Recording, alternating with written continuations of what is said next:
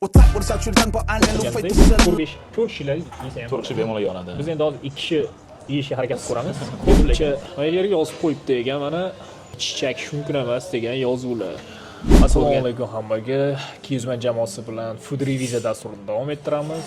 Bugun qayerga keldik? Assalomu alaykum hammaga. Mana bugun Xitoyda juda ham mashhur, o'zimizning musulmonlar tomonidan tayyorlangan dapanji taomini yeyishga keldik. Endi dapanjini hozir hammaga ko'rsatishga harakat qilamiz. Juda ham katta taom ekan. O'z bir olib ko'rsatasiz bo'lmasa endi ko'rib turganingizdek juda ham katta tarelkada qilinadi. Ichida asosiy go'shti menimcha o'sha tovuq, to'g'rimi? Shunaqa. Tovuqdan qilinadi. Ha, kartoshkalar ko'rinib turibdi, sabzi, tovuq. Yaqinroq ko'rsatishga harakat qilaman. Hozir ko'rib turganingizdek mana. Ko'rib turibsiz, kartoshkalar, sabzavotlari, bolgarskiymi, nima o'sha bulg'or qalampiri, o'sha narsalar solinadi. Keyin ichida o'sha zanjabil. Zanjabilni ham bilasizmi? Ginger. Shu zanjabil bilan solinadi ekan. O'shanga ta'mi sal boshqacha olib turadi. Siz orqaroq aniqsiz ham. Bo'lmasa ba'zi bir ma'lumotlar aytib o'tamiz bu haqida.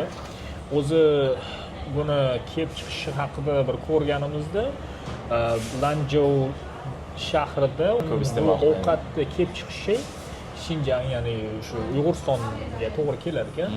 Lekin tarixiga e'tibor beradigan bo'lsangiz, forslar, arablar tomonidan o'sha Xitoyga kelib yashab qolib ketgan odamlar, ya'ni o'sha arab fors millatidagi, odatdagi arablar, musulmonlar tomonidan qilib o'sha joyda qolib ketgan ekan, Xitoyda. O'sha odat, ya'ni ovqatni o'sha turi hozirgacha davom etib kelyapti. Ko'proq aytganingizdek, Lanzhouda ko'proq dunganlar yashaydi dedingiz. Dunganlar ham o'sha musulmonlar o'zi o'sha Lanzhou shahrida yashaydi.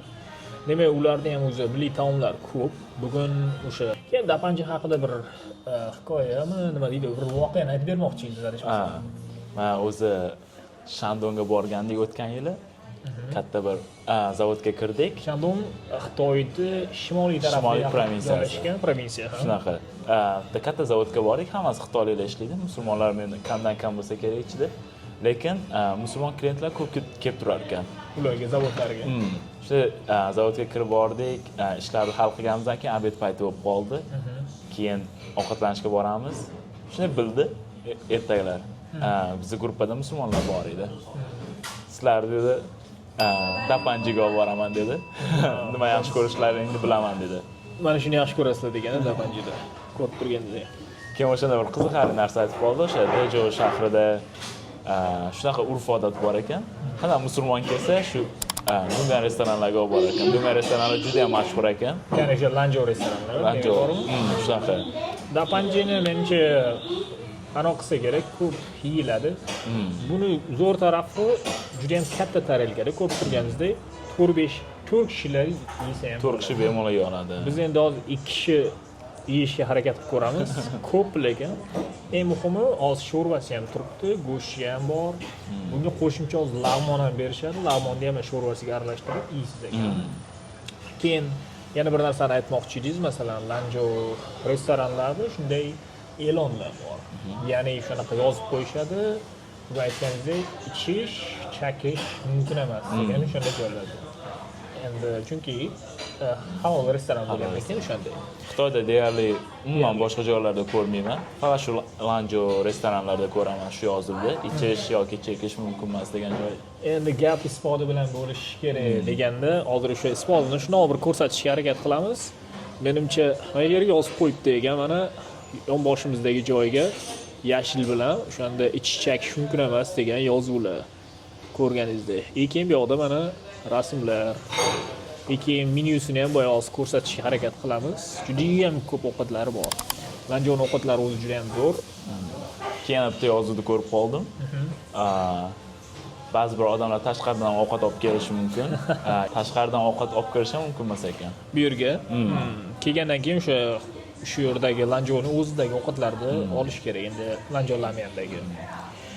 Endi bo'lmasa dapanjini yeb ko'ramiz. Hozir o'sha cho'plarni olamizda mana. Sekin sizga mana shunaqa kichkina kosachalardan kichkina kosachalar berishadi. O'sha bilan hozir yeb ko'ramiz.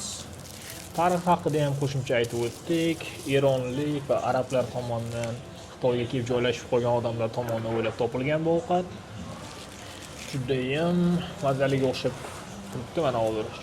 Tovuqchalaridan, kartoshkalardan hisob ko'ramiz. Menimcha yaxshi bo'lsa kerak. Yaxshi bo'lishi kerak. Juda ham o'zi ko'p vaqt oldi. O'sha chunki sveji pishirib berar ekan. Sveji pishirib yaxshi tarafi. Yeb ko'raylikchi.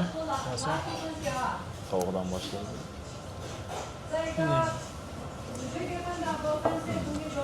Zo'r bo'lgan. Chunki ozroq qalampram solgan.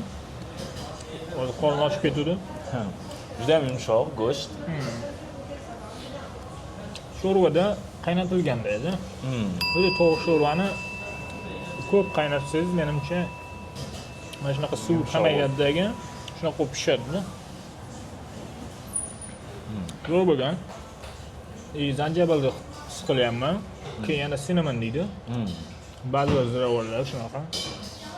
Kartoshkasi ham juda ham yumshoq. Juda ham mazali. Eng ko'p solinadigani bulg'or qalampiri solinar ekan. Bu ham yashil.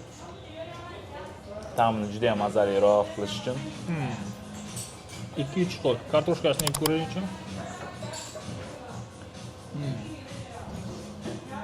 Hozir lag'mon beradi. Lag'monni ikkita tarafida sho'rvalari bor. O'shanga solib, bu yerda mana sho'rvalar ko'rinib turgan. O'shanga hisob bemalol lag'monni ham yevrosiz ekan.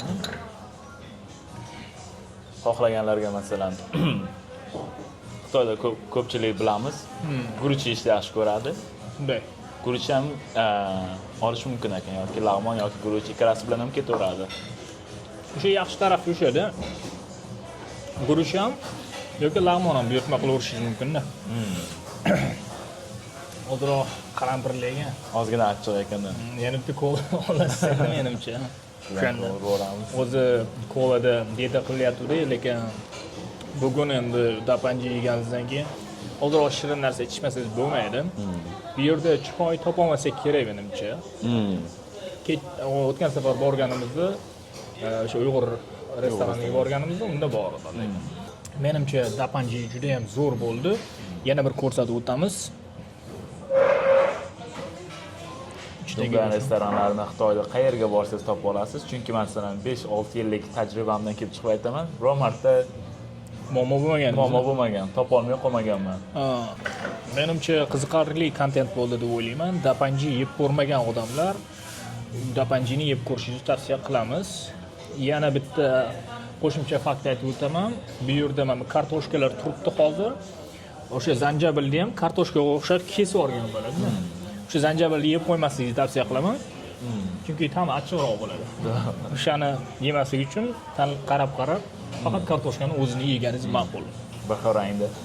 Chunki bu yerda shunaqa qovurib pishirgan, juda ham o'xshab ketganda bir xil bo'ldi. Menimcha yakunlaymiz. Juda ham yaxshi kontent bo'ldi deb o'ylayman. Mazali taom. Hammaga yoqimli ishtaha tilab qolamiz va biz ham dapanjini yeyishda davom etamiz. 我在我的小区看过安联路费多深了，可以自己想看大门，有人发工资还计较什么？坐到班厅里气定神闲，看看美女横着。可现在工作那么难找，管你是专科或本科。当手忙脚乱，准备下午2点汇报的 PPTO， 手舞足蹈，大开期待已久的希望这第一季，当全身酸痛的办公厅，让他布置任务记笔记，我神清气爽的小区花园巡逻。Do you believe me？